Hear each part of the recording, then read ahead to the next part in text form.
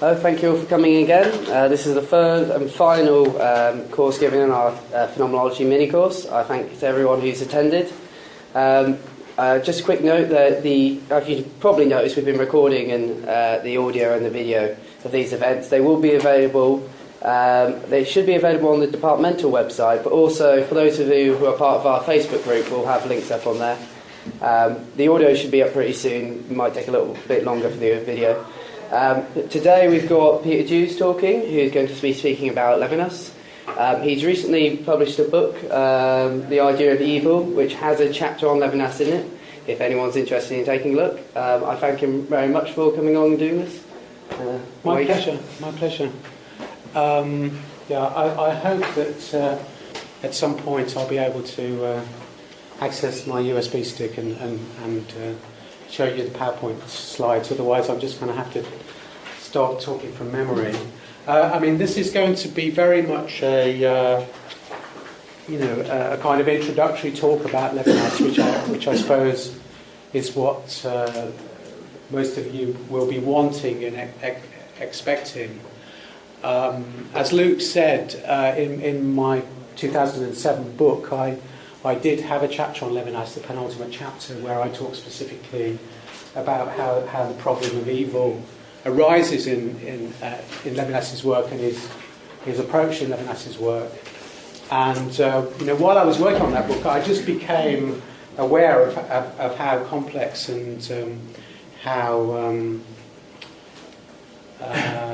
intricate the implications of Levinas's thinking are, and how he's thought through lots of possible difficulties with his own position, and he's tried to anticipate those by various philosophical moves.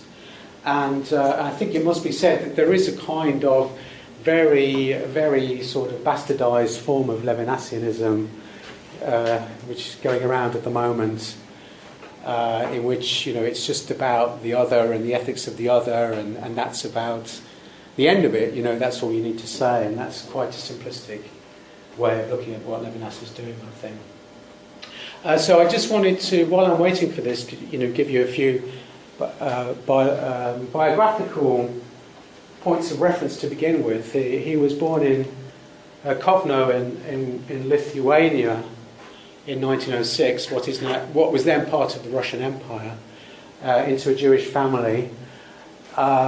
In 1924 he went to Strasbourg to study philosophy, and then in 1928 he went to Freiburg in Germany, in the south of Germany, where he studied with Husserl and also presumably encountered Heidegger. Well, did encounter Heidegger. We're getting somewhere.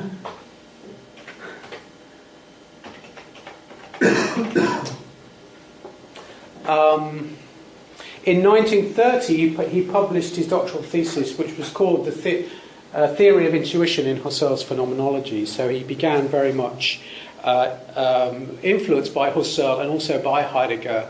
Right to the end of his life, he said that Being and Time was one of the great philosophy books of the 20th century, if not one of the great philosophy books of all time. But of course, being Jewish, Levinas, very soon became disillusioned with Heidegger when Heidegger, joined the Nazi Party in 1933, and throughout the rest of his philosophical career, you see someone who, in some respects, is profoundly influenced by Heideggerian phenomenology, but of course is also desperate to somehow break away from that influence or subvert that influence. Not just by making some kind of political objection, but by showing what's deeply wrong, deeply mistaken in a philosophical sense with Heidegger's phenomenology. So I think now I'm going to be able to show the PowerPoint.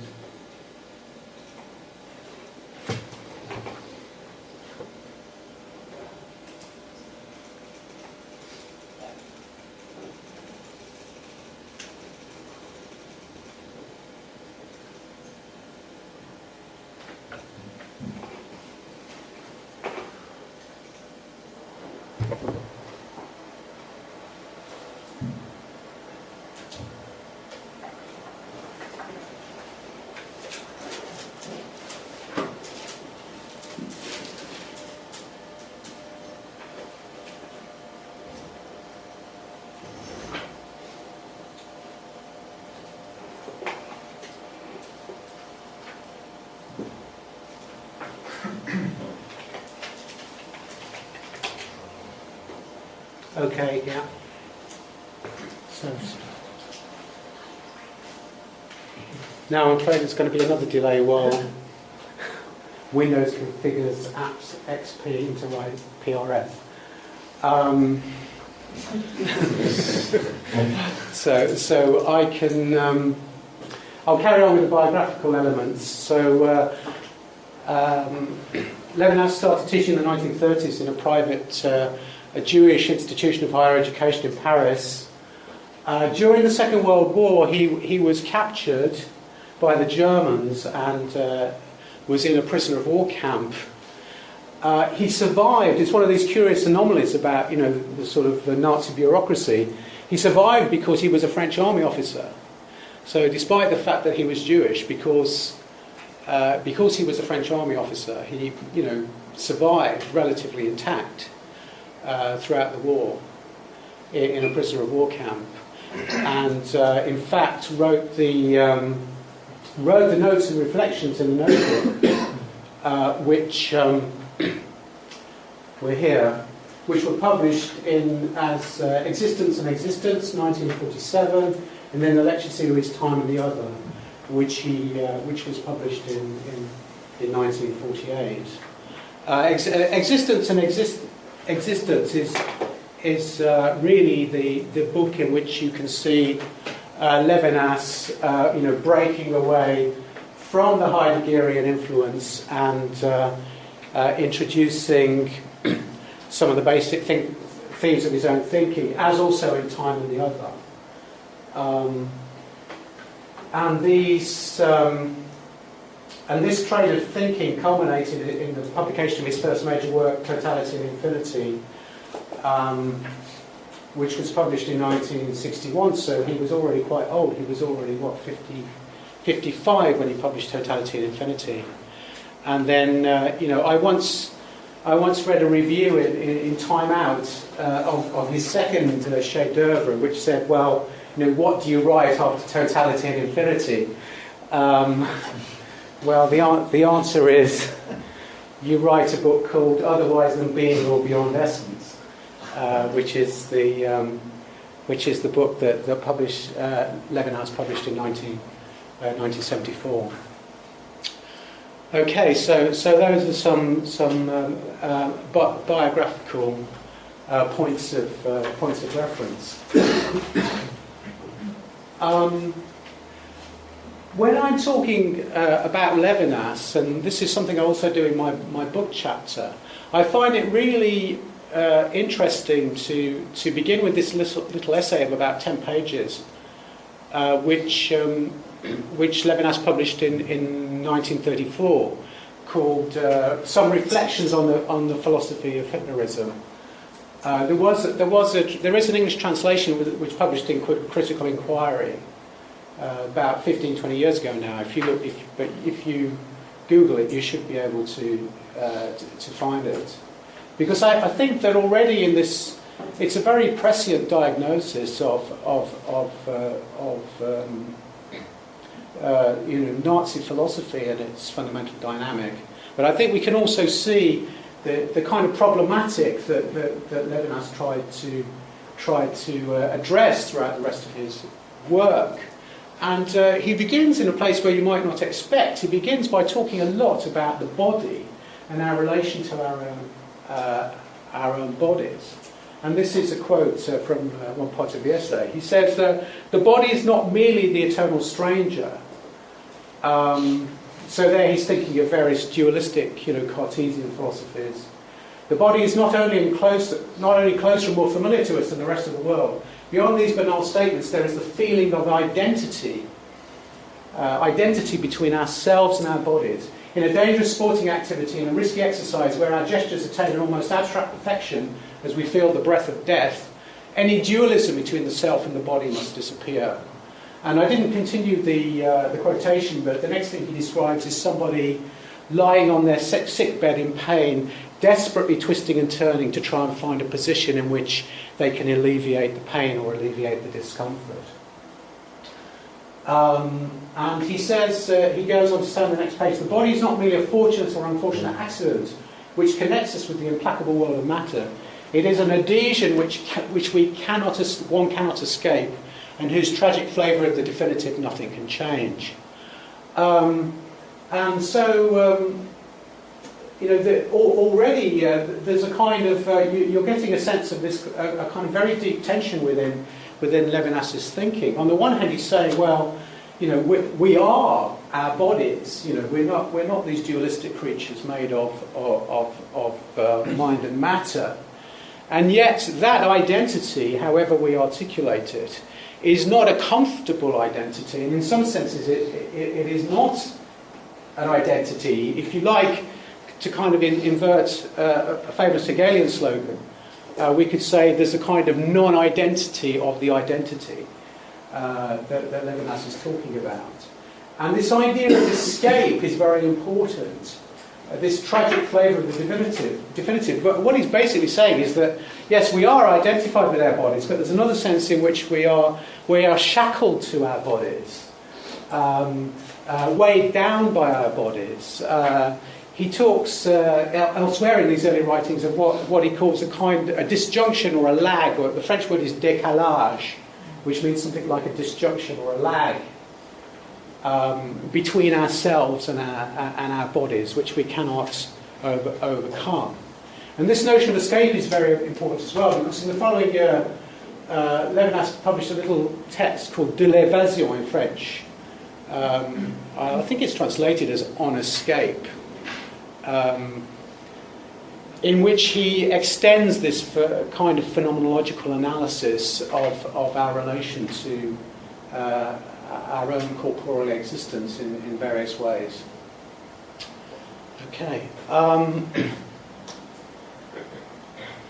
So that's the starting point. And then he goes on really to in a sense, show that there's a certain kind of logic of Hitlerism, a certain kind of logic of fascism, if you like, which he sees as a sort of response to the problem of liberal freedom. And I'm just summarising here, but what he says is that liberalism has a kind of uncommitted, floating conception of freedom, which intensifies our alienation from the materiality to which we are nonetheless enchained. So if you think of yourself as free-floating, of this kind of free-floating, untrammelled consciousness, then the problem of the relation to the body is going to become even more acute. And not just the body, he talks also about history and other kinds of embeddedness and materiality and specificity, but the body is a central example. And then he wants to go on to say that fascism can, in a sense, be seen as a response to this situation. So that the myths of blood and soil connected with Hitlerism represent an attempt to merge with the material, or merge with our body. If we say that what we are, what our identity is blood and soil and so forth, then we can somehow try to heal this rift between self and this rift within ourselves.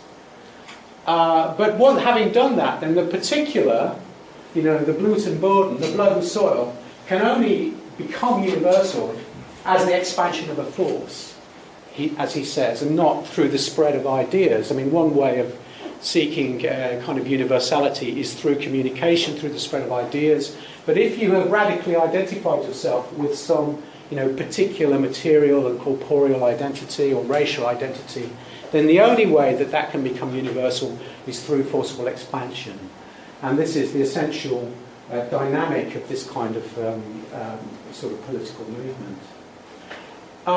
So we can see really the kind of outlines of the Levinasian sort of ethical political problem emerging here, because he doesn't like liberal freedom. He thinks liberal freedom in a way has led to this problem.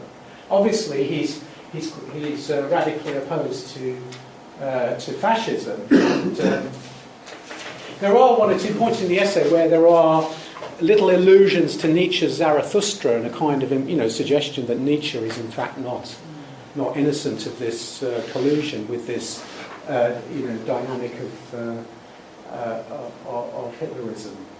So then the implication, I want to say, is Levinas has to find a different way in which human freedom can be claimed and committed by something prior to itself. Liberal freedom doesn't claim commitment or to anything fundamental, essential, doesn't acknowledge anything superior to itself. Fascism, tries to solve this problem through an identification with blood and soil. What would be another way in which to solve this problem of modern freedom? And I sort of like to take that as a kind of starting point for Levinas's philosophical trajectory.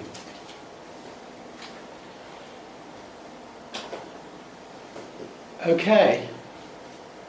Levinas's Phenomenology and the critique of Heidegger.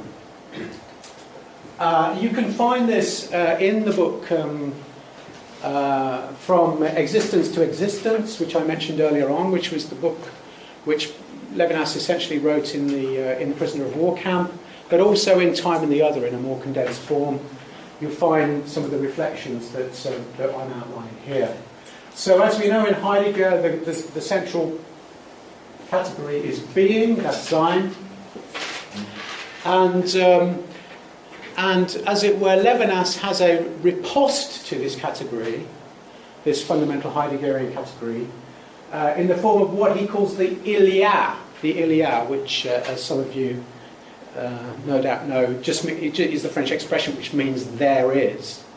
So he makes this a substantive, and he talks about the there is, the il y a, and it's a fundamental category of Levinas's thinking.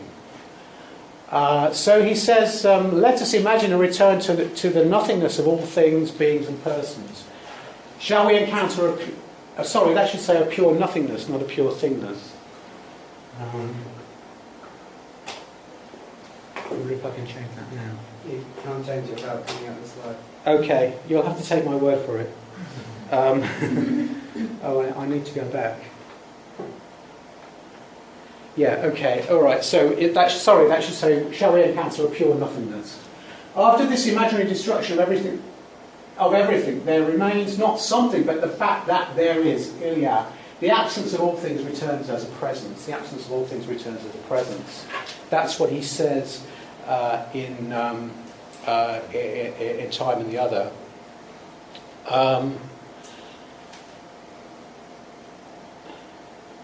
Now you might be wondering at this point, well, in what sense is Levinas a phenomenologist? I haven't really said very much that sounds very phenomenological so far. This sounds more like metaphysical speculation. Well, one of the ways in which he's an interesting phenomenologist, I think, is that he tries, as it were, to substantiate what might look like metaphysical claims through quite, very powerful, evocative phenomenological descriptions of various experiences, such as fatigue, nausea, and in this case, insomnia. Insomnia is one of his favourite examples. At one point he says, that this again is in Time and the Other, insomnia consists in an awareness that it will never finish, when you're lying there awake at night. And of course, the more aware you become of not being able to get to sleep, the worse it gets, as it were. It's a kind of vicious circle. An awareness that it will never finish, that is to say, there is no longer any way to withdraw from the vigilance to which one is held.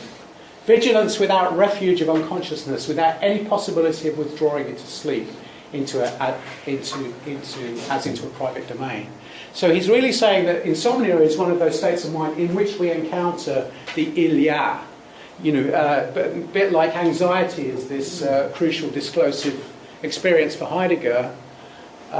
In insomnia, we're confronted just with the bare horror of existing, sort of passively, as it were, not being able to do anything about it. So he talks about the ilia as horror, in terms of horror, in terms of nausea. It's not a pleasant experience, if I can put it like that. And at one point he says being is evil. Well, this is tricky because le mal in French is a very polysemic word, and it can just mean any kind of illness, like le mal de mer is seasickness, mal à la tête is a headache, and so forth. But but it can also mean evil. So it's not, what does he mean exactly? I think it's kind of hovering between something, almost physical and something moral. Evil is not necessarily a very good translation. But he says at this point, well, being is evil, so it's not because it is finite, but because it is without limits. And you can see how this is a radical repulse to Heidegger, if you like. Being is not this central category which deserves the kind of reverence that Heidegger accords it, particularly in his later work. On the contrary, Levinas' equivalent for being, which is something horrifying, fundamentally horrifying. I like to say that it's the kind of claustrophobia of the boundless, if I can put it like that.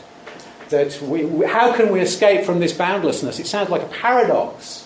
Why would you want to escape from boundlessness? Why would you want to escape? How could there be a claustrophobia of limitlessness? But that's precisely what Levinas is talking about. And it connects up with what I was saying a minute ago about this idea of trying to find something which claims us prior to freedom, prior to this kind of indeterminacy and openness. Okay, so from existence to existence, what does this mean? Well, probably many of you are familiar with the slogan in which Levinas says that ethics is first philosophy. Ethics is first philosophy.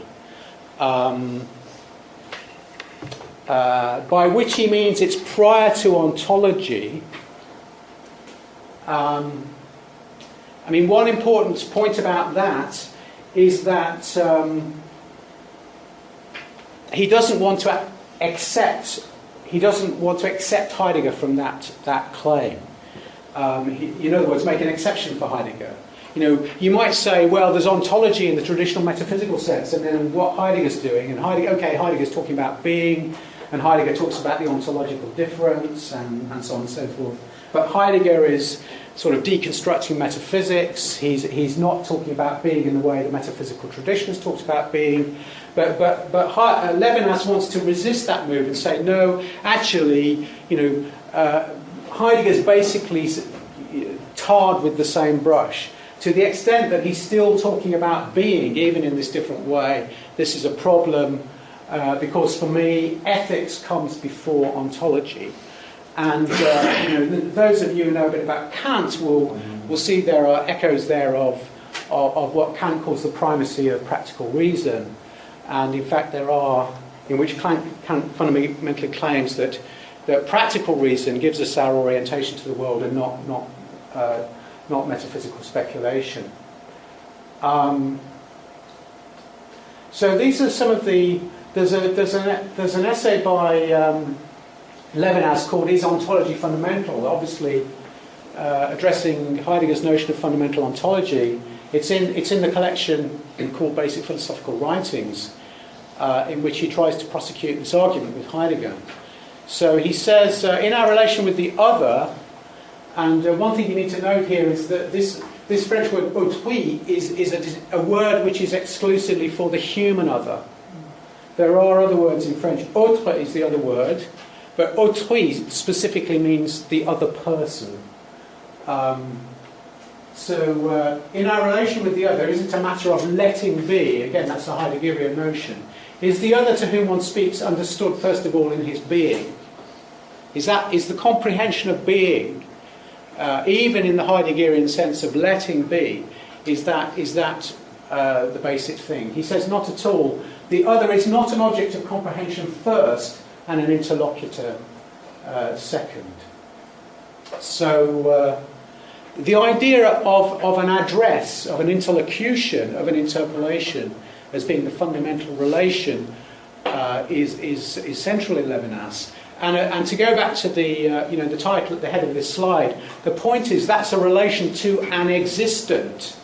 which is, in other words, an entity. It's a relation to an entity. It's not a relation to being. So Levinas is trying to reverse the sort of Heideggerian priority and say there is one kind of existent, namely the human other, which is more important, more fundamental than being in the Heideggerian sense. And that's why he talks about this move from existence, which is one of his ways of translating das Sein, existence, to existence.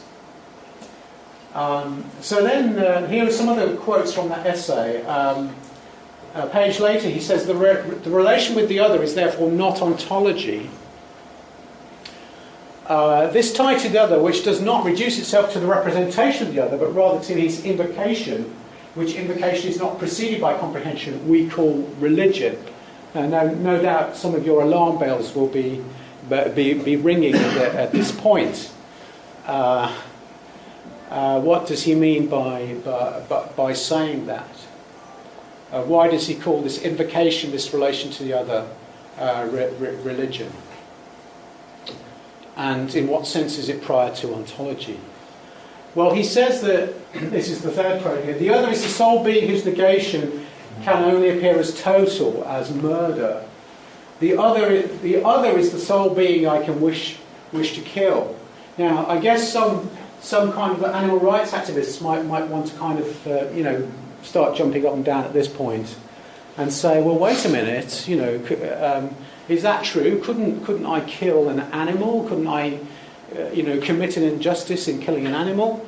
Isn't there a problem with Levinas in the sense that he's actually giving a quite traditional preeminence to the human in his whole philosophical position? I mean, I won't pursue that, but I just thought I'd drop it in as a thought, because it is an issue in the secondary literature. So he says that the other is the sole being I can wish to kill. I can wish, and yet this power is quite the contrary of power. To be in relation with the other face to face is to be unable to kill. It is also the situation of discourse. So by discourse he means the address, not the content of what you're saying, but the mere fact of addressing another. And so this is a process, if you like, of acknowledgement, or what Hegelians would call recognition. And, there are many affinities with that tradition, except, as we'll see later on, Levinas always wants to claim that relationship between self and other is radically asymmetrical. So the whole idea of reciprocal recognition, which is central, for example, to the Hegelian way of understanding this relationship between self and other, is quite antithetical to Levinas's way of doing it. But he wants to say that the face of the other is the prohibition of murder. You cannot look someone in the eyes, you cannot look someone in the face and kill them. There is an ethical prohibition which radiates from the face of the other when I see them face to face. And this is the sort of basic intuition, if you like, of Levinas's thinking. And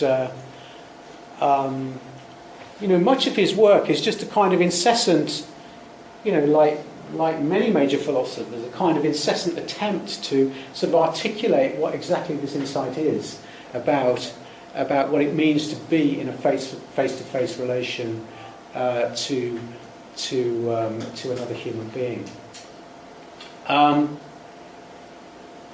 So he wants to say that this ethical binding by the other, and religion, religio in Latin, etymologically is connected with the idea of binding, being bound, releases our impetuous freedom from itself. So this really is the sort of beginning of Levinas's answer to that problem that I posed at the beginning when I was talking about his little essay on hitlerism. Well, what's the solution to this problem of liberal freedom? Well, it's the fact that if we look close enough, and this, I suppose, is one sense in which Levinas is doing phenomenology. If we open ourselves sufficiently to the actual character of our relation to the human other, we'll see that there is this ethical injunction and this ethical binding, which is not superimposed on some previous act of cognition. It's not that we recognise another human being and then, as a sort of second tier, as it were, experience some kind of moral feeling in relation to them. The feeling of ethical obligation, the feeling that we have some kind of need to respond to the other in his or her own need, is just what it means to encounter a human other. That's what Levinas is saying. So it's not as though there's a cognitive tier and then there's a moral tier on top. The ethical content is the very content of the relationship. So this is why he says that moral consciousness is not a particularly commendable variety of consciousness, but as the concrete form taken by a movement within the same in the face of the other, returns us neither to violence nor to fatality. So that was, if you like, that was the Hitlerian, that was the fascist alternative. We could return to violence or fatality, the idea of fate, racial fate or whatever, or we can accept this moral consciousness, which is the inherent movement within the same or within the self in the face of the other.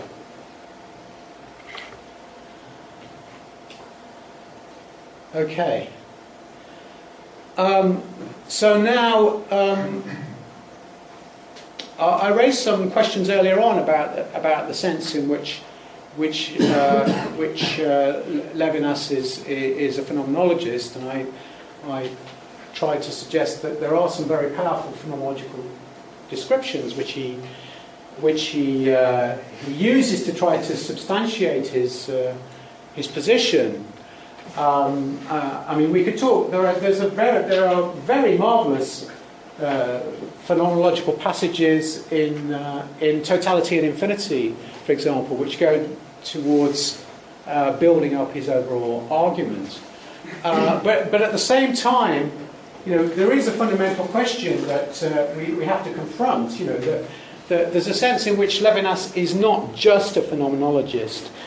He's also someone who, in a sense, is having to probe the limits of phenomenology in what he's trying to talk about.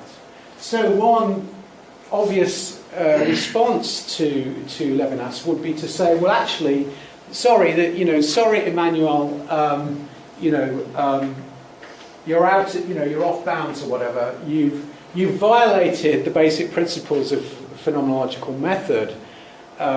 You can't talk about religion, you can't talk about God, because that's a violation of the phenomenological epoche, which I'm sure that Wayne and maybe Dan talked to you about earlier in the week. So the basic principle of the phenomenological method is that we suspend any metaphysical claim regarding the existence or non-existence of entities independent of consciousness, and we just describe what appears in consciousness without making any kind of metaphysical claim about the status of what we're describing. That's the basic idea.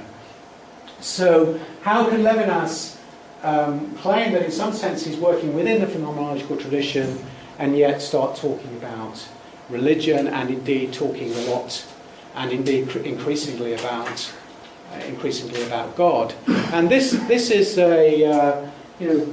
has been quite a big issue in recent French philosophy. There's a French philosopher called Dominique Janicot who died about 10 years ago now.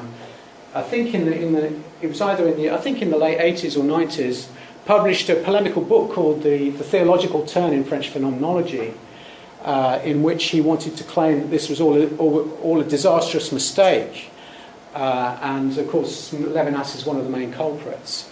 That you can't, there's just an obvious incompatibility between any kind of theological discourse and the basic methodological principles of phenomenology. Okay, so how does Levinas deal with this? Well, he says things like this: when I have to say something about God, it is always beginning from human relations. The inadmissible abstraction is God. The inadmissible abstraction is God. And it is in terms of the relation with the other that I speak of God. It is in terms of the relation with the other that I speak of God.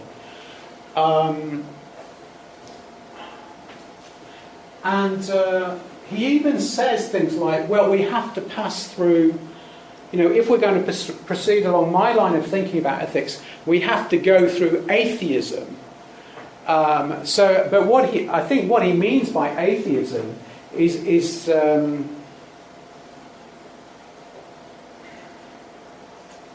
something like the deconstruction of what Heidegger would have called ontotheology.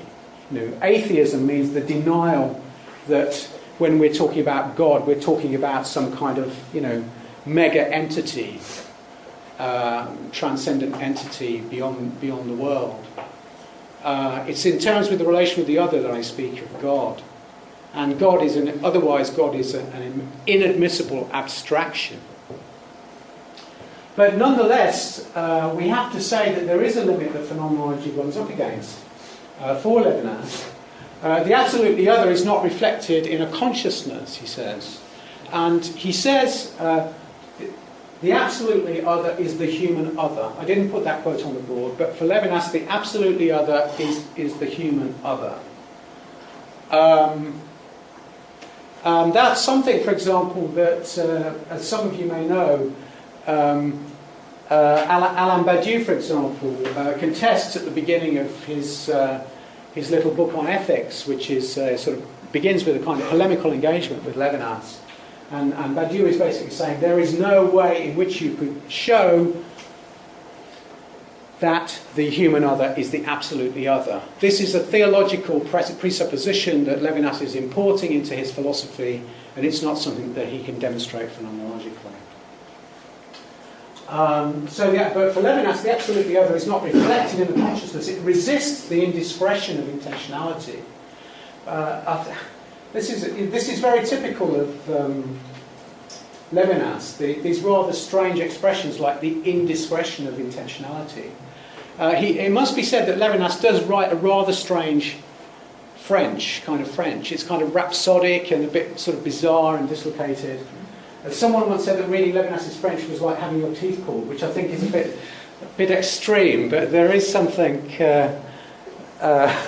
strange about his use of the French language.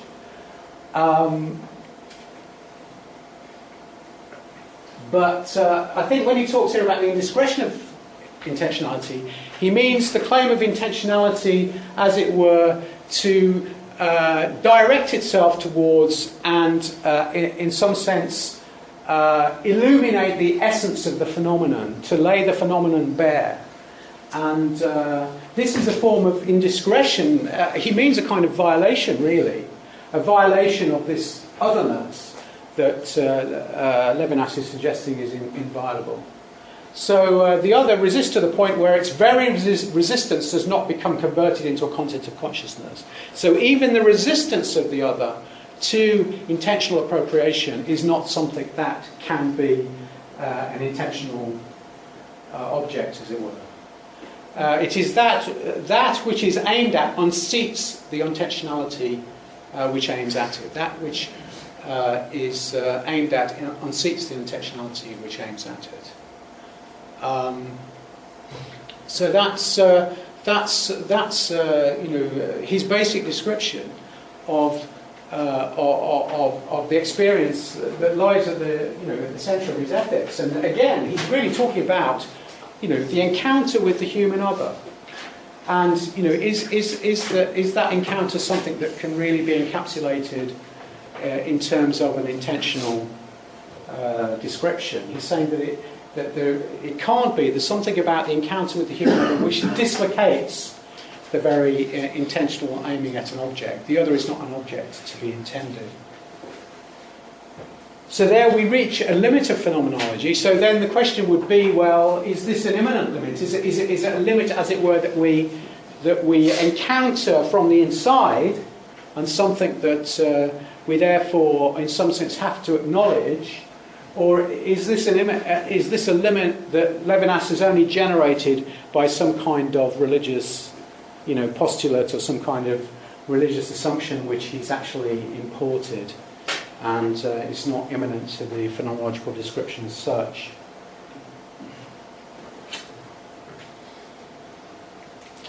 Okay, so this is actually my last slide. I mean, as I said at the beginning, there's lots more that I could say. And I don't know how long you want me to talk for. I could say a little bit more about what happens in the later book by Levinas, otherwise than Being or Beyond Essence. Maybe I'll do that.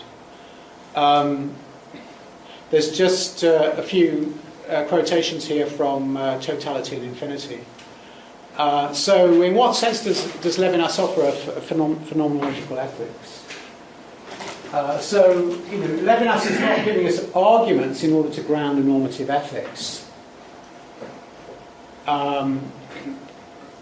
Rather, he tries to reveal, I put phenomenologically in brackets with a question mark there for the reasons that will already be clear, because of the question about the extent or the character of the phenomenology that he's doing.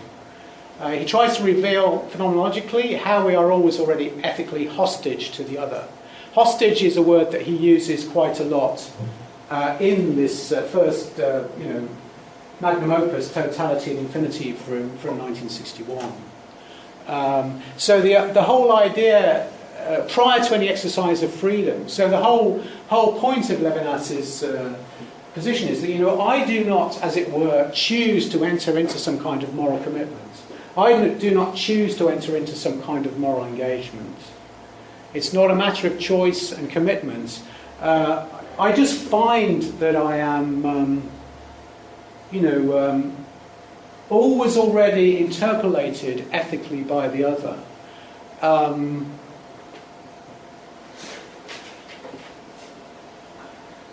There's a Belgian philosopher called Rudy Vischer who's written quite a lot about Levinas, and he used to come here quite a lot actually to lecture, and he was very good at homely examples of this kind of thing. So, Rudy would say things like, imagine yourself kind of sitting in the window at McDonald's, enjoying your double cheeseburger, and the sort of a hungry kind of homeless person sort of wanders past the window, and you just feel a twinge, at the least, a pang, an ethical pang. How come I'm sitting in here in the warm, enjoying my meal, and that person out there is kind of hungry and cold. Shouldn't I give my food to them? Wouldn't that be the right thing to do? And that's basically what Levinas is trying to describe, that kind of ethical pang that is just inherent as that person stares mournfully through the glass at you, eating your food. But of course, Levinas is also saying it's not that you don't then divide the hamburger in half. You give the whole thing to them.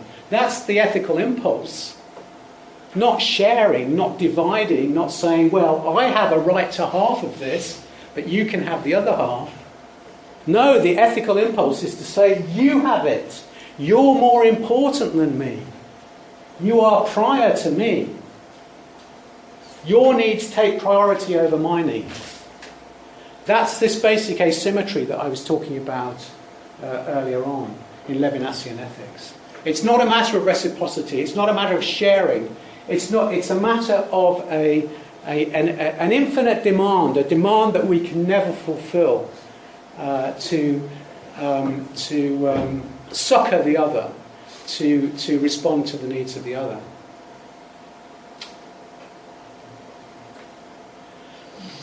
So, how do we describe this being taken hostage? Well, as I said earlier on, Levinas's effort to do this is focused on his descriptions of the face. So he says things like the nakedness of the face. He talks a lot about the nudity, the nakedness, the exposure of the face, the vulnerability of the face. These are very, very important metaphors in Levinas's work. The nakedness of the face is not what is presented to me because I disclose it. And again, there's a kind of sly attack on Heidegger there, and the idea of the Lichtung des Seins, the light, the clearing in the forest, where being is disclosed, and the way that is related to human Dasein. Well, no, Levinas is saying, I don't disclose the face of the other. That sometimes he says it's an epiphany, which again is a kind of theological metaphor, isn't it? The face has turned to me. The face has turned to me. And this is its very nudity. It is by itself, not by reference to a system. So it disrupts the phenomenology of the world in one sense. And in more explicitly ethical terms, the nakedness of the face is its destituteness, he says. To recognise the other is to recognise a hunger. To recognise the other is to give. But it is to master, it is to the master, to the Lord, to him whom one approaches as you. Well, that's the vous in French. It's the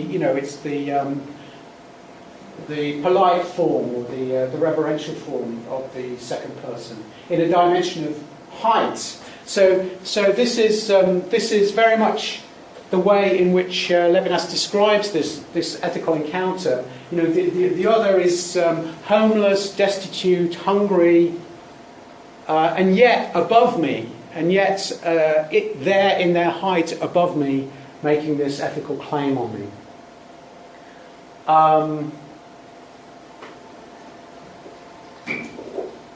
So, in this sense, Levinas's ethics is an ethics of irrecusable, unrefusable obligation to the concrete, specific other. And he says, at one point in Totality Infinity 245, to be unable to shirk, this is the I. That's what it means to be an I. That's what it means to be a self.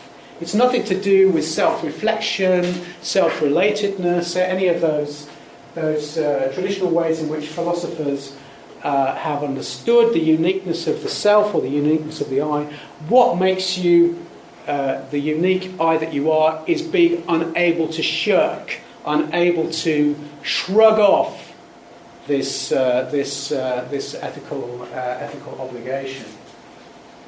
Okay, I think I don't have a slide about this, but maybe just to finish, since I've got about another 5 minutes, I'll talk about what happens in Levinas's subsequent major work, which is Otherwise Than Being or Beyond Essence. Essentially, what you get is a kind of extreme intensification of this last idea, the idea of being unable to shirk. In Totality and Infinity, if you like, he's got this basic idea of the ethical priority of the other, but the metaphors are relatively homely. He talks a lot about the idea of the home. He talks a lot about the idea of welcome. I mean, he does use the metaphor of being hostage to the other, being held hostage ethically by the other. But again, that's not too, okay, it's getting a bit closer to the edge, but perhaps not too disturbing. We can make sense of that. What happens in the later book from 1974 is just a real exacerbation of this idea of being unable to shirk or shrink from my ethical obligation. And he starts to describe it in a much less comforting vocabulary. For example, he uses the notion of persecution. This ethical obligation, which I cannot escape, is a form of persecution. I am persecuted by the other. He uses metaphors of sort of almost being kind of flayed alive, but being turned inside out by the extremity of this claim, which I can never adequately respond to, never adequately fulfill. The harder I try, the worse it gets, as it were. So this idea of what makes me who I am is this irrecusable obligation gets more and more extreme in its consequences. I don't really have an explanation for that. Why that happens. Maybe some other commentators on Levinas do.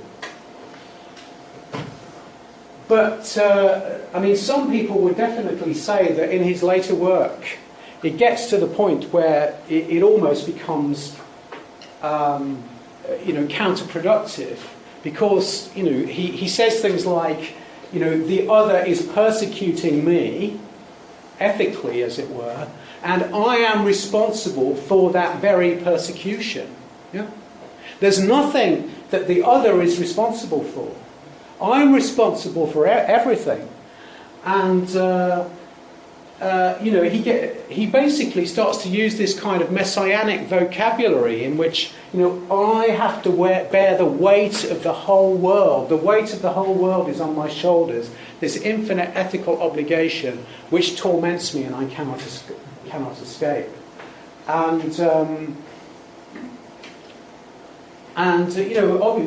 Commentators on Levinas have said, well, what does this mean? Does this mean that, let's put it back in concrete historical terms, that the Jews were responsible for their persecution by the Nazis?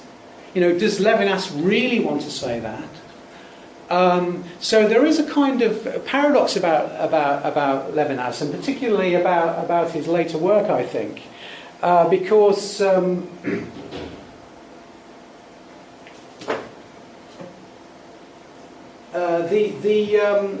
Otherwise Than Being is dedicated to the victims of the Holocaust, and then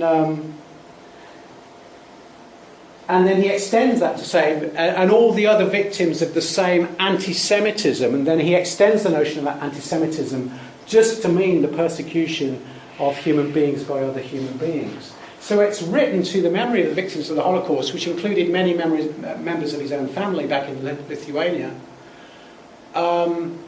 And yet, you could say that he exacerbates this notion of ethical obligation to such an extent that it's impossible to distribute blame or responsibility in any way whatsoever. That I have to accept the whole ethical burden. And as one final comment, some people writing about Levinas have said, well, this is paradoxical. Levinas ends up with a view of the ethical demand emanating from the other, which is just as totalitarian as the kind of metaphysical systems that he was trying to escape. So putting the other in that kind of absolute position is not an answer to the problem of the inflation of the self or the inflation of self-consciousness within the mainstream tradition of Western philosophy. It's simply kind of inverting the polarity, as it were, but in some sense perpetuating the problem. But obviously, I'm partly giving you my take on the later work and the sense in which it becomes problematic in that way. Okay, thanks very much.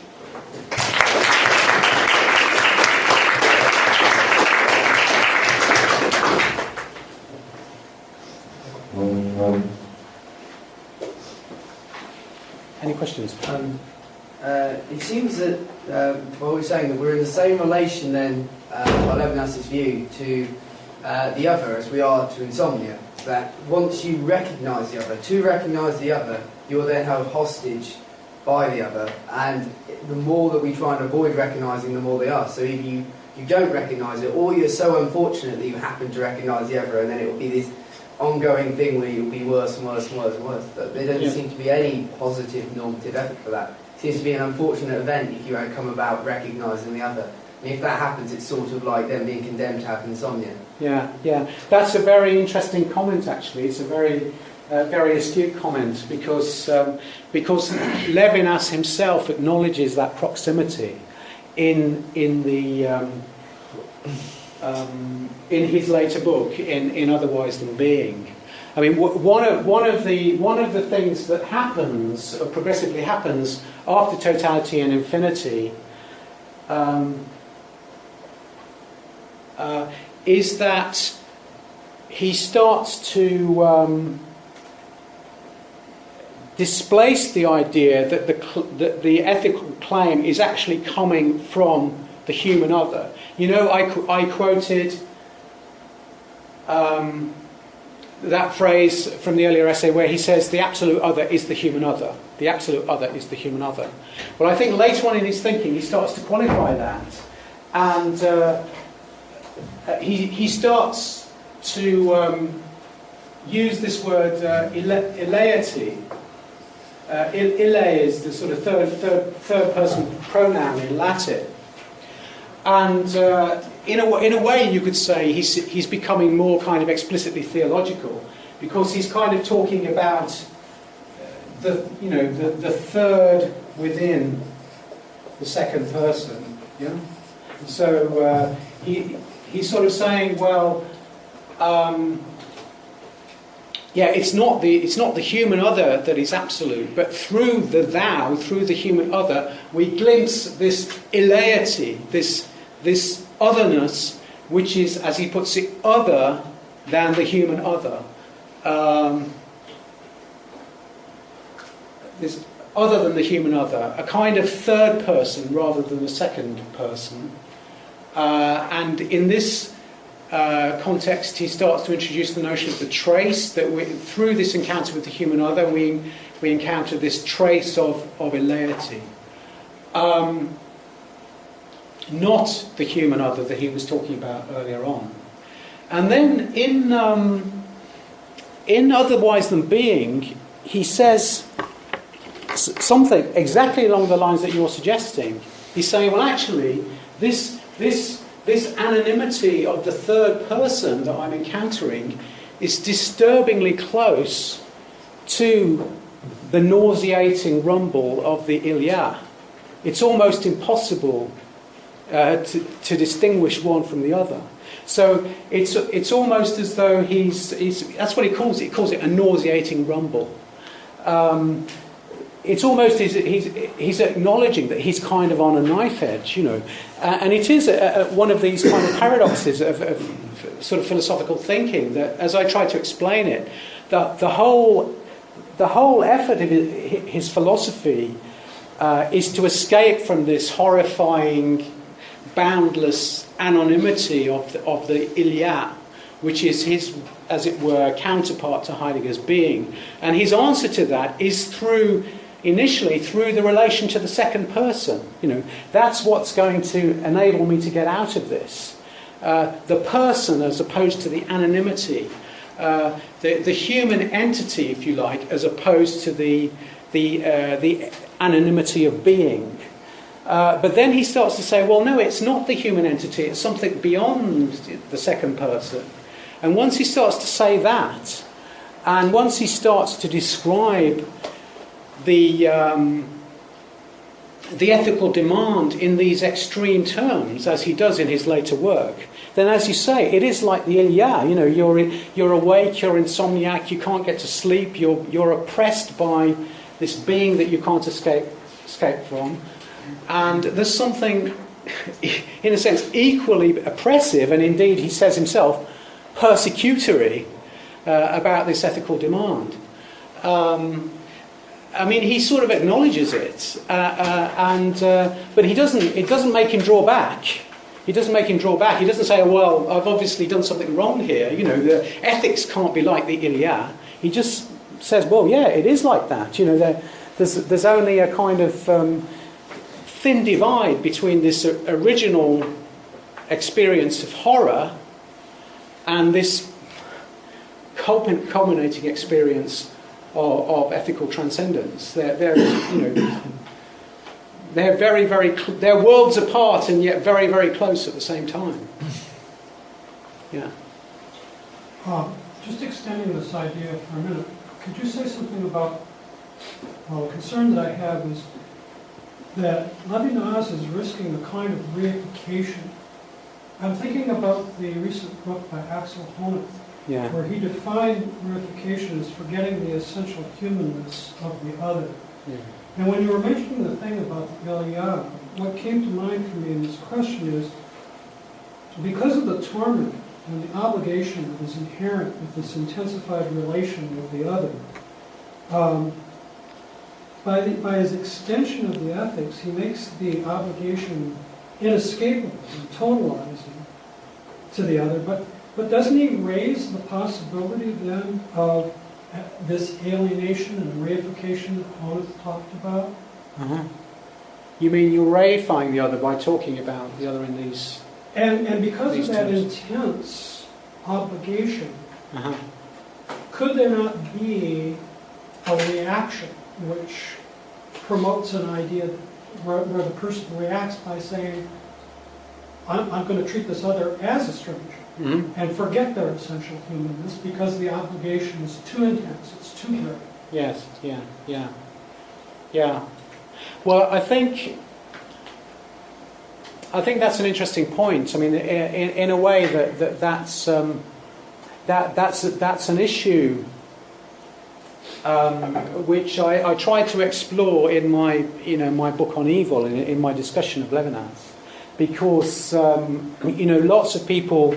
Well, as I said at the beginning, there's a kind of, if you like, popular version of Levinas where it's all about this kind of rather kind of cosy, ethical commitment and so on to the human other. But I mean, right from Totality and Infinity, Levinas is saying the face is not only the prohibition of murder; the face is the temptation to murder. He says both. It's the prohibition to murder, but it's also the temptation to murder. And it's not something that he kind of elucidates very much, but it is present in his work. And it's a rather tricky point for him because there was a quotation that I put up earlier on where he seems to be saying you cannot look someone in the face and kill them. You just cannot do that. Yeah. It's impossible. He calls it an ethical impossibility. But with a lot of these kinds of, as it were, transcendental claims, there's a danger that collapses into a tautology, because then what happens if you do kill another person? So Levinas has to say, well, actually, that wasn't the face-to-face.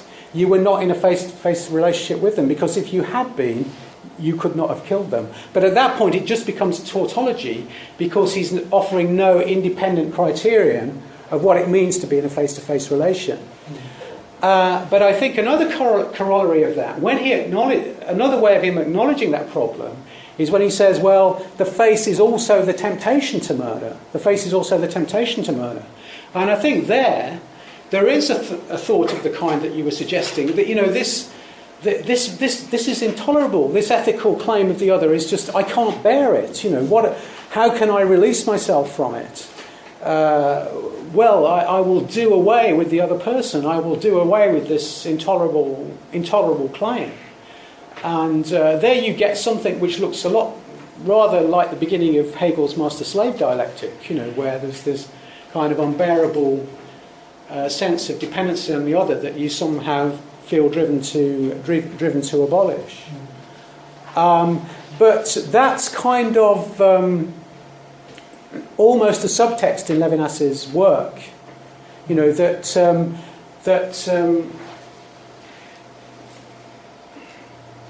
the mainstream of his work is to stress this sense of the ethical obligation as I described it earlier on, namely not as something which is superimposed on the basic structure of human relations, but actually constituting that structure. And he likes to give very homely examples. So, like he says things like just opening a door and saying to someone, "After you," that is an exemplification of what he means by ethics. It's built into the fabric of our everyday life, this kind of acknowledging the prior claim of the other. And that opening the door example is an interesting example, actually. It's often used as a sort of counterexample to Kantian arguments, because the argument would run, well, if the categorical imperative is supposed to be universalizable, and the categorical imperative tells you to open the door for the other person, well, neither of you would ever get through the door. You'd both be saying, "After you, no, after you, no, after you." So there has to be some kind of asymmetry which breaks that impasse, and I think that's something that's quite strong about Levinas's position. He sees the necessity for that kind of asymmetrical moment in ethics, and Honneth actually is quite sensitive to this, because although Honneth belongs to this Habermasian tradition, which actually ultimately, as you know, stems from Hegel and the notion of reciprocal recognition, Honneth's much more sensitive to the notion that there is a dimension of ethics. He doesn't think it's the whole of ethics like Levinas, but he does think there's a dimension of ethics which is unilateral. It's to do with that asymmetrical sense of obligation to the other. So he wants to keep the two in play. There is a level at which we have to think in terms of my entitlement and your entitlement. What falls to you and what falls to me. But there is also this dimension of ethics which is simply about recognising the prior claim of the other. And if I could try and give a somewhat more sympathetic gloss to what Levinas is trying to do, because I think I ended on a rather negative note,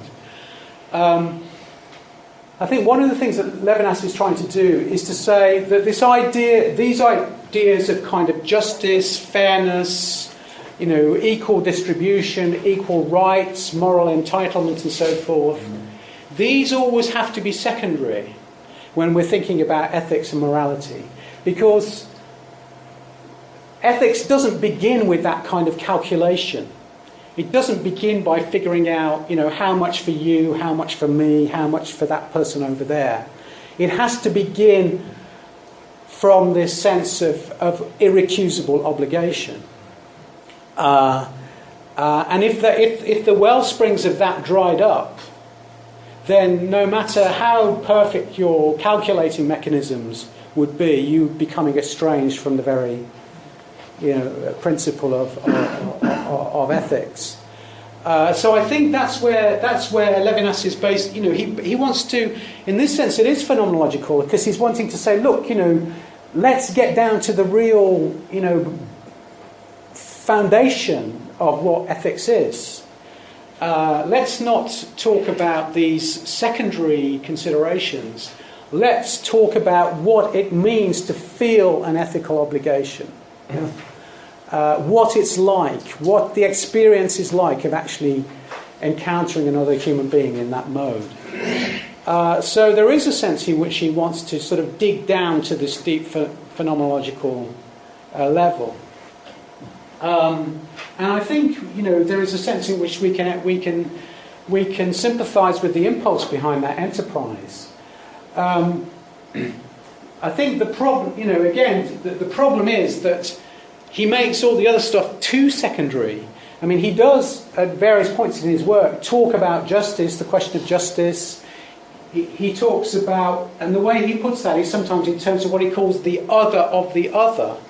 Okay, there is the other person in front of you making this claim, but then the other also has an other. And how do you adjudicate that? If you give the whole of your hamburger to the first homeless person, what do you do when the next homeless person comes along? So So there is a problem there, but he always says, yes, there is that level, but he never quite gets to addressing it. He's so preoccupied by bringing us back to this basic experience that the kind of questions of distribution and justice and the third, as he calls it, always come in as a kind of afterthought. I think that's just the price that you have to pay for what Levinas is trying to do. I'm not necessarily saying that as a criticism, because he is trying to introduce this corrective to a very prevalent way of thinking about ethics.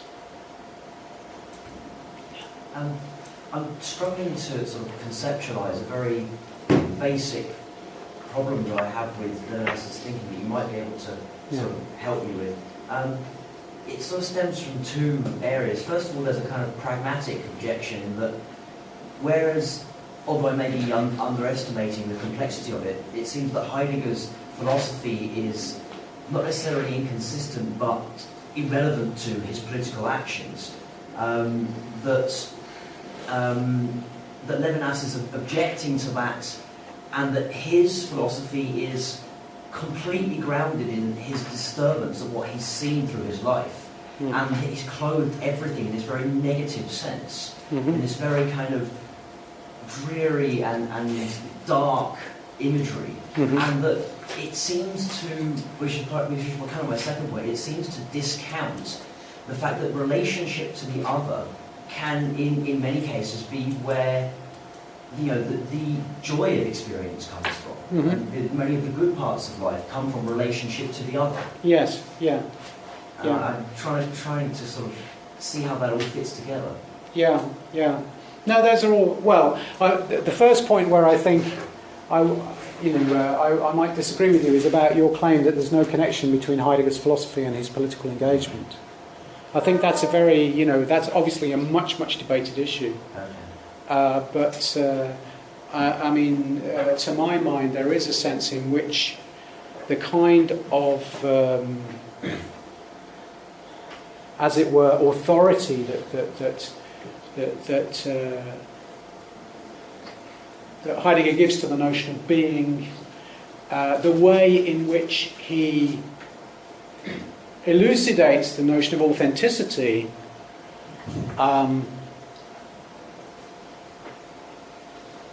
which makes it look as though it could be filled with any kind of content. It's a kind of contentless notion. Makes it available for that kind of, appropriation.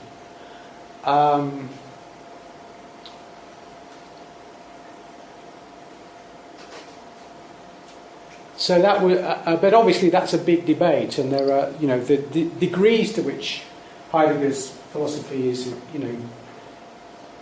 complicit with his, or inextricably bound up with his political engagement is debatable. As regards what you were saying about Levinas, well, he did live through, the darkest decades of the 20th century. It wasn't a Sunday school picnic. Many of his family were murdered, and he is very much, responding to the extremity of that situation. And one way he describes this is that, when everything else is stripped away, when all the supports of civilization and habit and customary expectations are stripped away, what is left which could actually resist that kind of political and moral horror?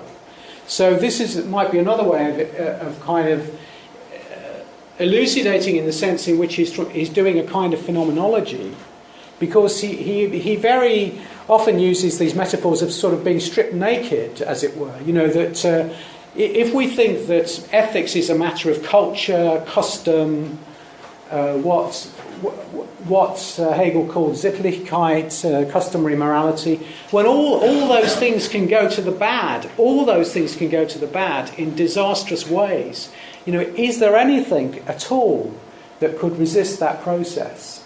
And you could say he's trying to find that core, he's trying to find that fundamental experience which could be said to resist and from which you could sort of rebuild a notion of ethics.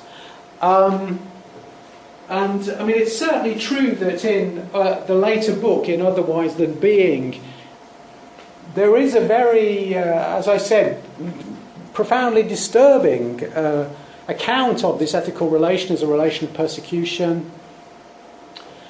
I mean, maybe it's there's some kind of conscious process of exaggeration involved. The only way he feels he can communicate his message is through exaggerating it in this way. But I mean, that's not true of the earlier book. I mean, there's a very beautiful section of Totality and Infinity where he describes the world of what he calls enjoyment. And by enjoyment, he just describes us sort of bathing, as it were, in the sensuous world and enjoying the world of the senses around us. I mean, one of the points that he wants to make is that already we cannot objectify that world, which he says nourishes us and in which we bathe and so forth.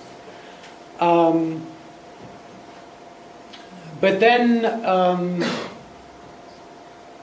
later on in the book, he has a very interesting phenomenology of erotic experience, for example. And that's a whole dimension of Levinas's thought that I haven't really touched on at all.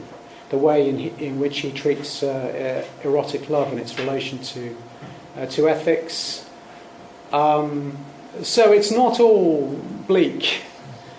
Although I think it does get bleaker as in some senses as he progresses. Although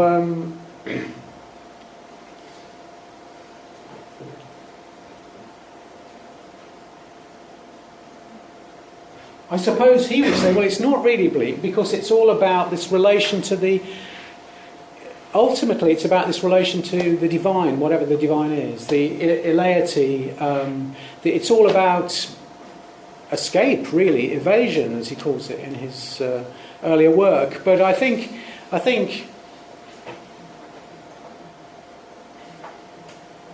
if you were being critical or sort of negative, you would say, well, Levinas's very idea that being is inherently nauseating, the ilia is nauseating, it's a kind of sickness, it's something that we have to escape from. He's already on a kind of pessimistic track, as it were. But he's trying to be radically anti-pagan, as it were. And he thinks that Heidegger is a kind of neo-pagan, basically. That's part of his critique. This kind of worship of being, as he sees it, in the later Heidegger in particular, is a kind of neo-paganism. And that the kind of transition from the world of enjoyment, as he describes it in Totality and Infinity, to this encounter with the ethical transcendence of the other, is like a transition from a kind of pagan world to a monotheistic world, a world in which there is a transcendent divinity who makes this irrecusable claim on us. So if you wanted to translate it into... you could translate everything he's saying, really, into quite conventional religious or monotheistic terms. But of course he wants to do it the other way around. He wants to say, I'm not presupposing any of these... I'm not presupposing any theological ideas. I'm just working out of the phenomenology of the face-to-face relation. That's the way he wants to put it.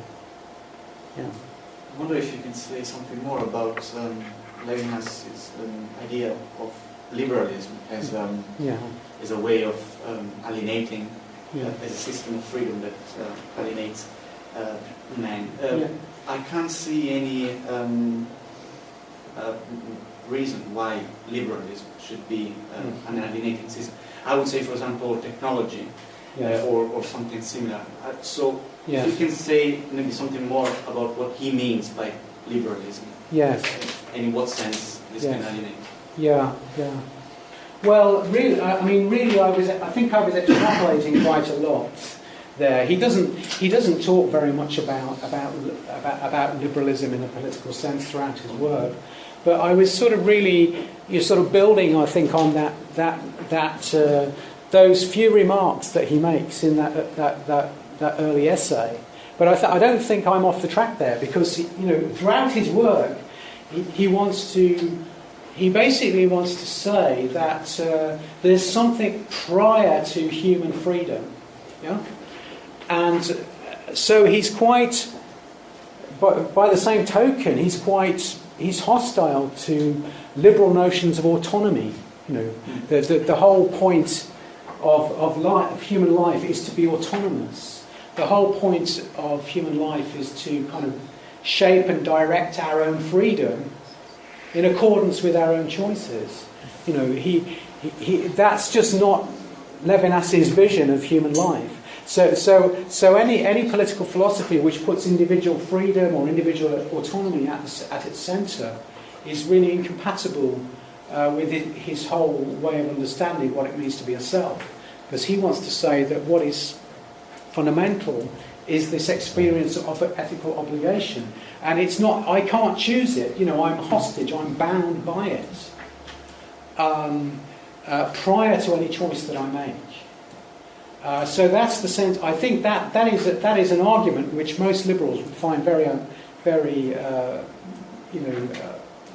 difficult to accept.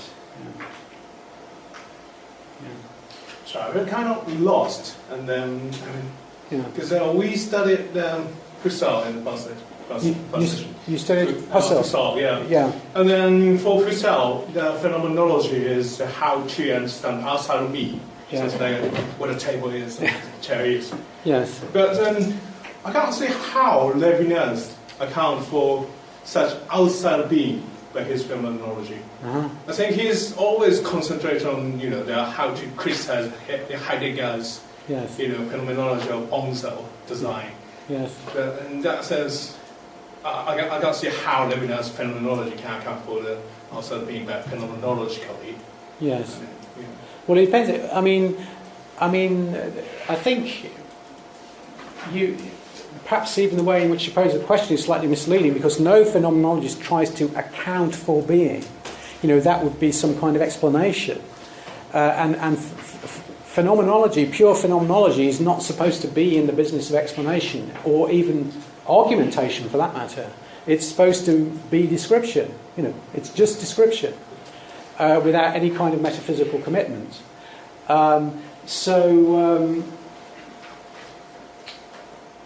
It's true that Levinas is, the focus of Levinas's thought is on the encounter with the human other. That's what he's really interested in, and that's what he writes about most of the time.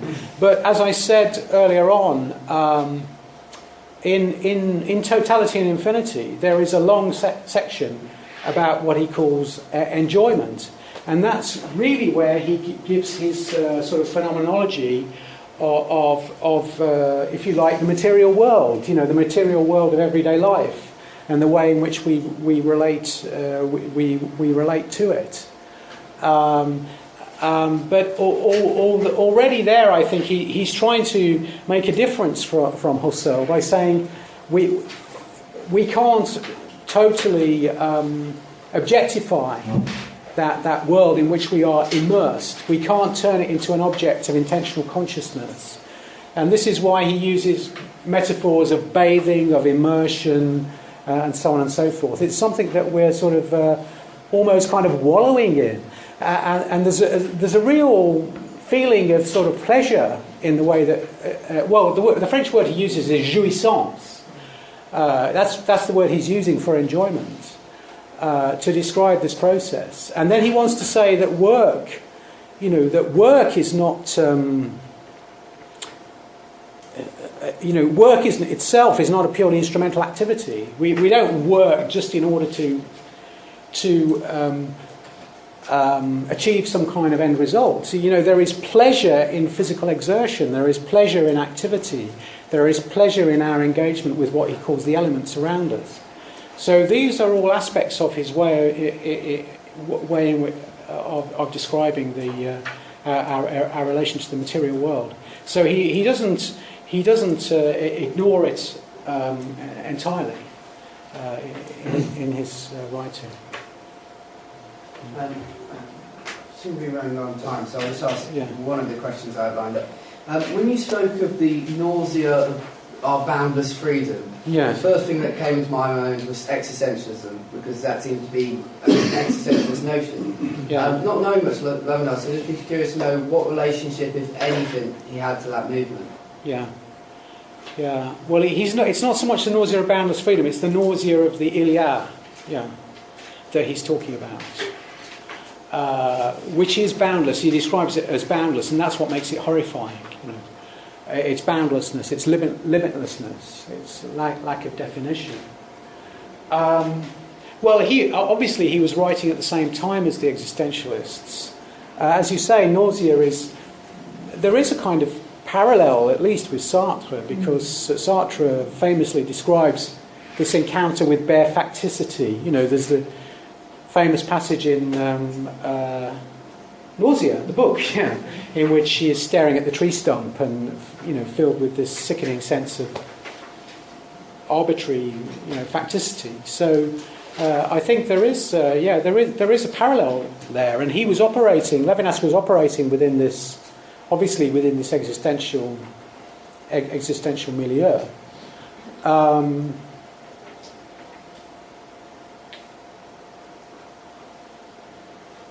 But I suppose within that context, existentialism in general, as in Sartre's existentialism, and even in a much modified form, Merleau-Ponty's existentialism, puts all the emphasis on freedom, whereas he really wants to try and invert that emphasis, and to say it's not my freedom which is central, but it's my experience of ethical obligation.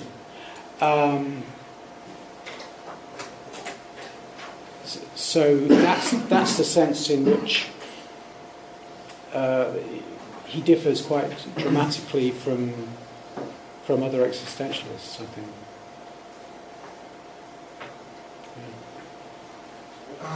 I'm trying to think about this concept of jouissance. Yes. And it's interesting because Lacan uses the same concept. Yes.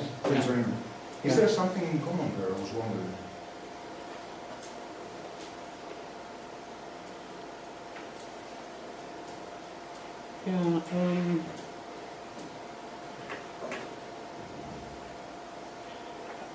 In the sense that it takes you beyond the boundary of the self. There's a kind of breaking down of the boundary of the self in the experience of jouissance. I think that is the sense in which one might say there's a parallel. The way that Levinas describes it in Totality and Infinity is as a kind of failed escape. That I talked about the centrality of the idea of escape to Levinas's earlier writing, and so he says that in this experience of jouissance, work, and so forth, I'm already escaping from the kind of the prison of my own selfhood, as it were, something like that. But then I fall back again. It isn't a genuine transcendence.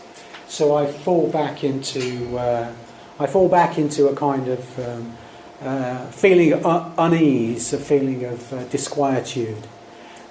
So it's like I'm trying to think of an appropriate metaphor. It's like not quite reaching exit velocity, as it were. And you only reach exit velocity when you encounter the human other.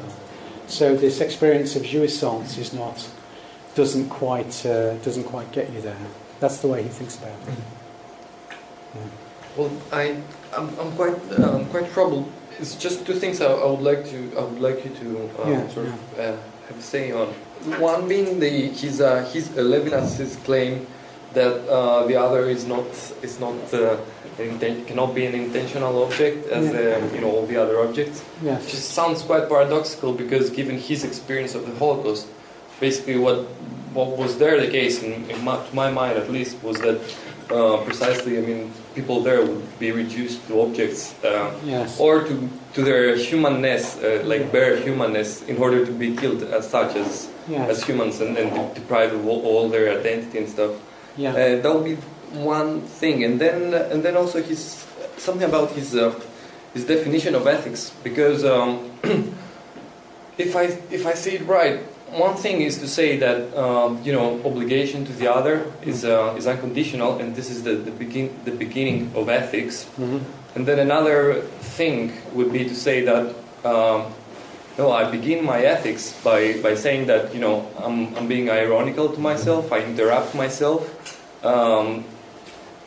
at the presence of that person whom I experience as other. Mm-hmm.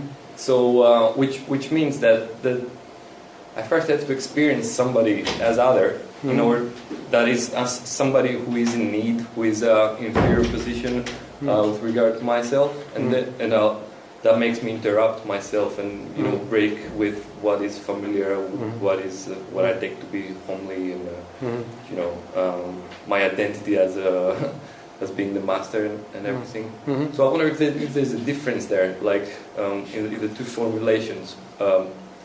One being the unconditional obligation to the other, to begin with the other, and the other would be begin thinking about ethics as interrupting the self. You mean deliberately interrupting the self? Yeah. No, those are interesting points. as regard to the first point, I think, to go by that quotation that I put on the board earlier on, Levinas would just have to say, I think, that there's that kind of killing, there could not be a face-to-face relation. The face-to-face relation has been kind of obliterated. So you can objectify, you can turn the human other into a thing, but that's to be in denial, as it were. So what he wants to make clear is that it's not as though there's one moral choice which is to respect other human beings, and there's another moral choice which is not to respect them or to treat them like objects. In treating human beings as if they were objects or things to be disposed of, you are denying this. You are in some way denying this fundamental experience. There must be some kind of denial going on, some kind of suppression or occlusion or some process of that kind.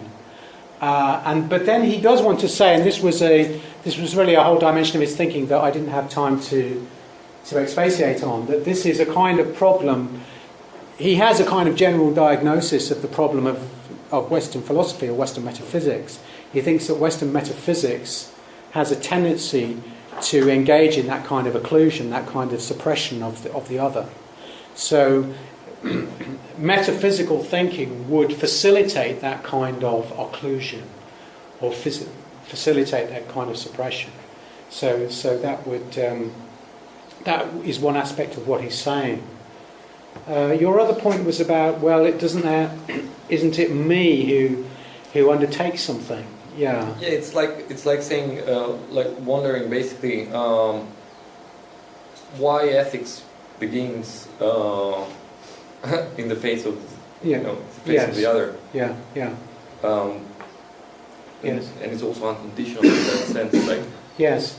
Yeah, I think this is a real difficult point in Levinas's thinking, and to be honest, I don't think he really clinches his argument, because there's just a basic paradox involved in talking about freedom. If that ethical obligation was just, as it were, extracted from me by some kind of ineluctable mechanism, it wouldn't really be ethical obligation. I'd just be a kind of ethical automaton. So I think he can't completely suppress some element of freedom in my response. And I think that's what he's trying to do. He's trying to say, you have no choice. You're a hostage you're already captured, you know. And in the later book, he's saying the other's kind of inside you, you know, before the other is within you before you even become yourself. So you have no choice about it. But I think that, you know, if you push that argument to the extreme, then, as I say, it becomes unclear in what sense we're still talking about ethics. That there's an element of response there, which maybe he doesn't take adequate account of, because he doesn't want to, because he's so afraid of saying, look, it's up to you whether you're moral or not. You know, it's a matter of your freedom. It's a matter of your choice. You know, he thinks that's a really dangerous way to go. So he wants to show how we're always already claimed by this ethical obligation. But of course, if you, as I said, if you, there's always a danger that you're going to again end up in a kind of, you negate your own purpose in pushing that argument too far.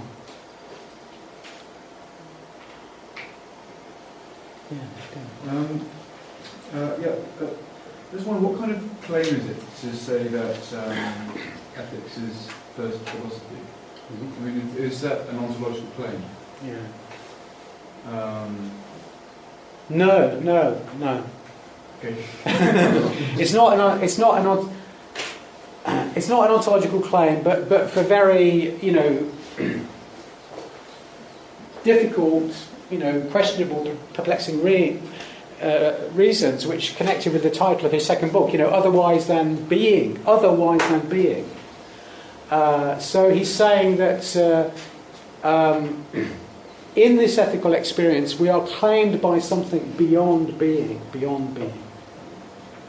Now, whether you can make sense of that or not, you know, is like the $10,000 question. Well, that's kind of what I was kind of hovering about in my mind, because you can't get underneath kind of recognising something as something for it to have a claim on you. See? Yes. I mean, yes. the reason why I have that twinge when I'm in McDonald's, because I recognise the poor person as a particular human being in a particular type of situation. Yes.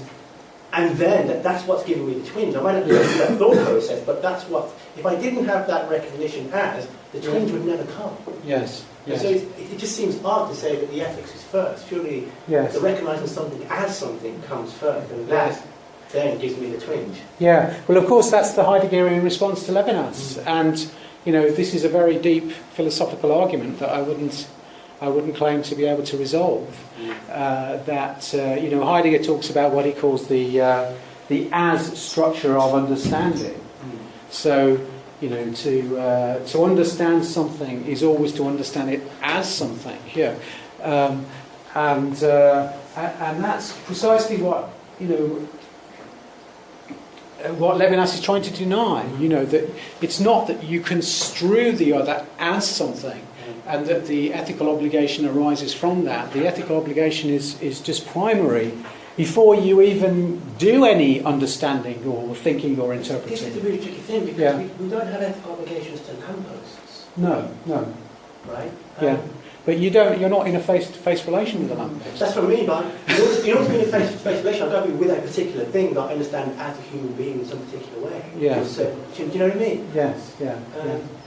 So I find it hard to, you know, the condition of possibility of face-to-face would be some kind of, something appearing as something rather than something else. Yeah. Well, I think then at that point you just have to say, well, is that really the experience? Is that really the phenomenology? Or is it more like the way he tried to describe it, particularly in his later work, it's more like being transpierced. I was going to use the word transpierced. You know, that kind of look goes through you and sort of pins you to the spot.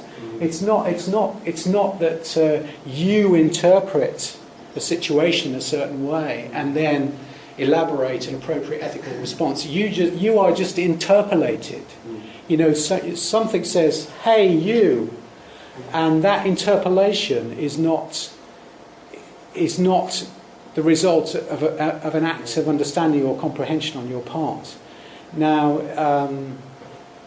it's just a matter of whether you can, make sense of that or not. Yeah.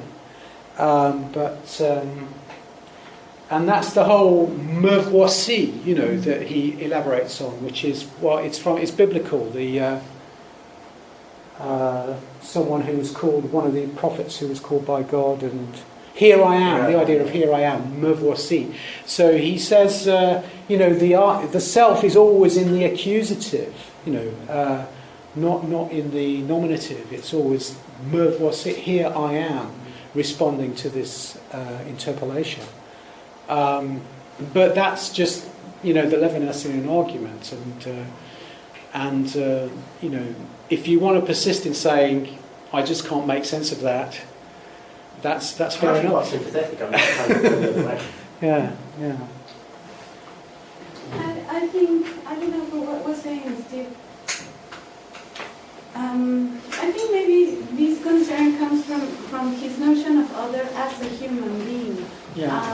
I don't know, I was thinking, for example, in Levinas, that he takes from Levinas the notion of other, but it's not a human being. No. The other is not a human being. And I was thinking that maybe Levinas, with this notion of deity, Yes. maybe there is another notion of other in Levinas, Yes. which is not exhausted in the human being. Yes. And then it would not be necessary the recognition of the human being as human being. It would be not knowing. Yes. I mean, like in Derrida.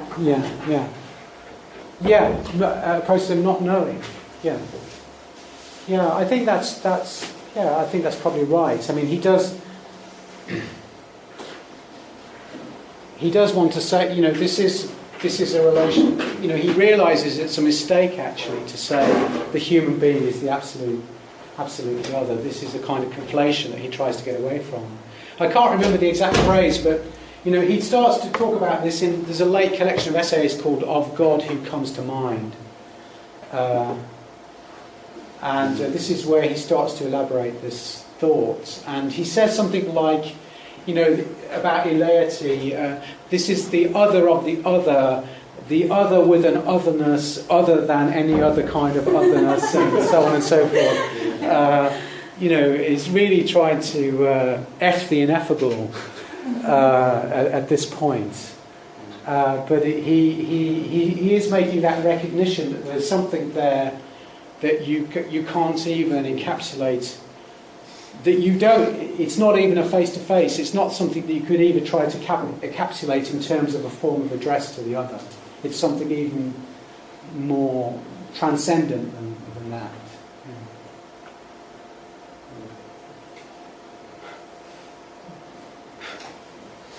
Okay.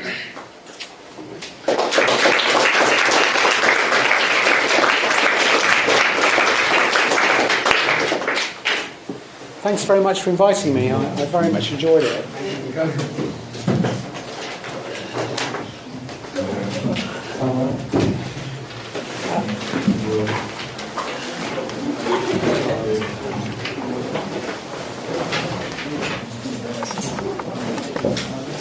Did the filming go okay? Because it got quite dark in the room.